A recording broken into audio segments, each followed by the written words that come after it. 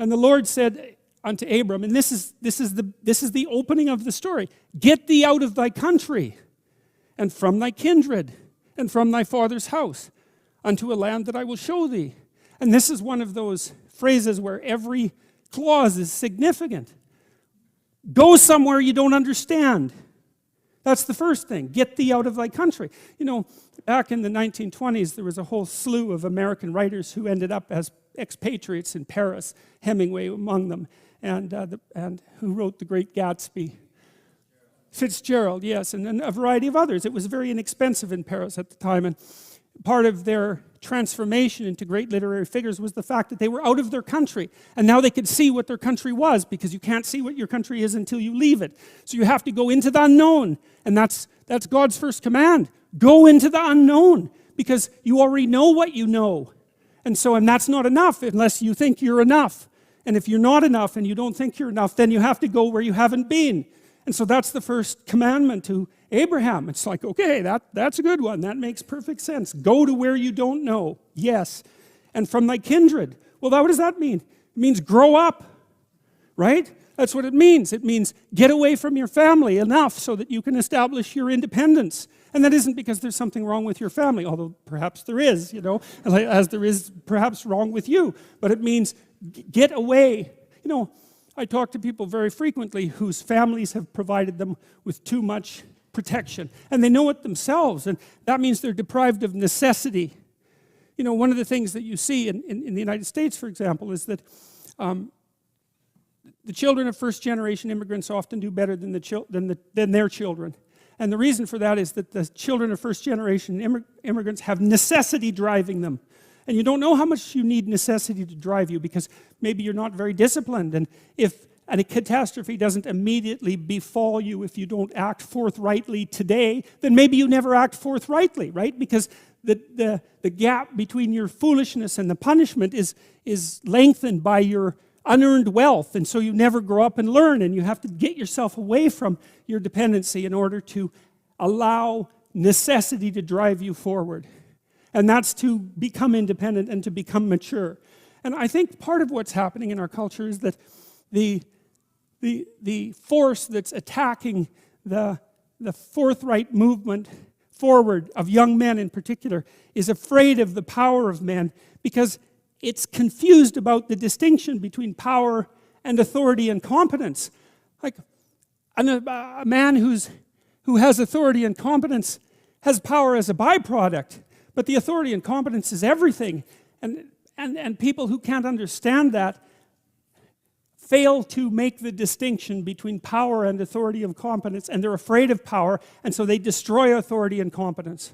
And that's a terrible thing, because we need authority and competence. What else is going to allow us to prevail in the long run? And so you get away from your country, and you get away from your kin, and from your father's house, right?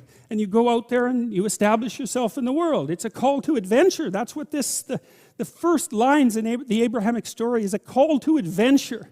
So, great, unto a land that I will show you. Well, you know, what does that mean? You know, one of the things that I've been struck very hard by a number of writers, Carl Jung obviously among them. I mean, he wrote things like Nietzsche that if you understand them, they just break you into pieces, you know.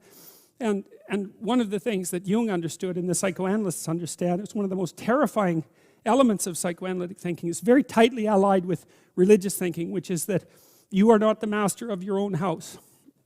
There are spirits that dwell within you, meaning you have a will and you can exercise a certain amount of conscious control over your being, but there are all sorts of things that occur within you that seem to be beyond your capacity to control. Your dreams, for example, that's a really good example, or your impulses, for example. You might think of those as so foreign from you that you don't even want them to be part of you.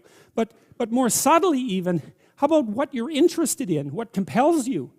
Like, where does that come from? Exactly. Because you can't conjure it up of your own accord, you know. So if you're a student and you're taking a difficult course, you might say to yourself, well, I need to sit down and study for 3 hours. But then you sit down and that isn't what happens. Your attention goes everywhere. And you might say, well, whose attention is it then if it goes everywhere? Because you say it's your attention. It's like, well, if it's your attention, maybe you would be able to control it, but you can't. And so then you might think, well, Jen, just exactly what the hell is controlling it? And you might say, well, it's random. Well, it better not be random. I can tell you that. That happens to some degree in schizophrenia. There's an element of randomness in that. It's not random.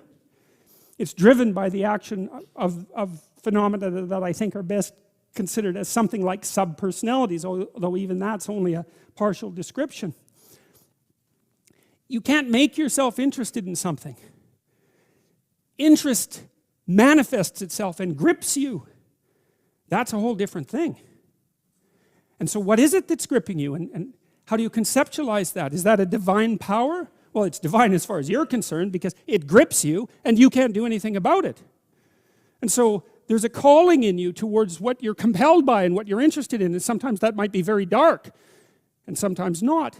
But you're compelled forward by your interest.